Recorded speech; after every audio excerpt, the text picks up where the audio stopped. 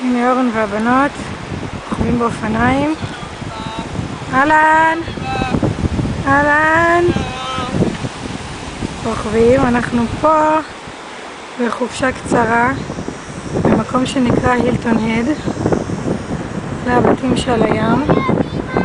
אנחנו כמובן לא ישנים בבתים האלה, אנחנו בבית מלון, אבל זה מקום מקסים מקסים מקסים, אחד היפים שהיינו בו, לא רק בגלל הים, אלא כי כל האי הזה נראה כמו גלויה אחת גדולה. הבנות שלי רוצות שאני אעשה תחרות איתם, בדרך כלל אני מנצחת. ביי.